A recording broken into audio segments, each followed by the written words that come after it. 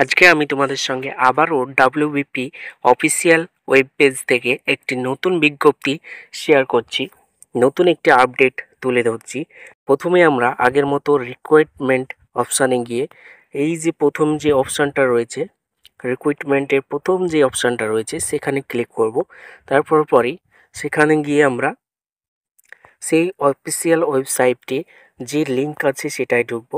ঢোকার পরই আমাদের এরকম একটা পেজ আসলো, সেখানে স্পষ্ট দেখা যাচ্ছে নোটিশ পেজ। সেখানে 18/1/2024 নতুন একটি বিজ্ঞপ্তি বেরিয়েছে, নতুন একটি নোটিফিকেশন আউট করা হয়েছে, সেটি তোমাদের সঙ্গে তুলে ধরি। তো এখানে দেখো কি বলা হয়েছে, recruitment to the post of sub inspector, sub inspected armed branch and unarmed batch and sergeant in Kolkata police 2023।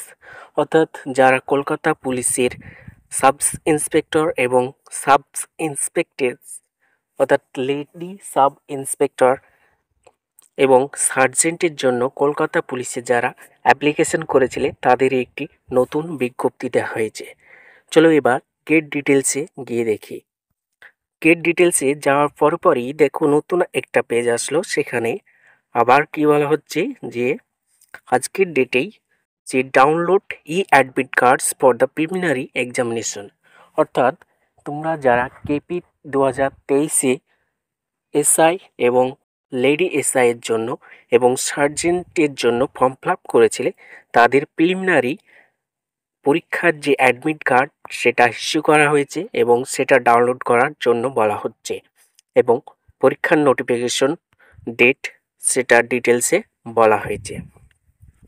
তো দেখো এই জায়গায় এসে আবারও তোমরা ঠিক এই জায়গায় ক্লিক করবে এবং গেট ডিটেলসে আসার পর click to the download admit card post of sub inspector, sub inspectors আর unarmed branch and sub inspector armed branch and sergeant in Kolkata police 2023। এখানে ক্লিক করলেই তোমরা যে পেজটি আসবে সেই পেজ থেকে রোল নাম্বার,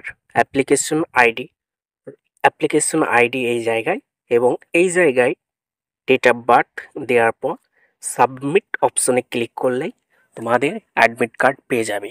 তোমাদের সঠিকভাবে বোঝাতে পারলাম কি না জানি না, যদি পেরে থাকি অবশ্যই একটি লাইক এবং শেয়ার করবে এবং এফবি পেজটিকে ফলো করবে, সঙ্গে জুড়ে থাকবে।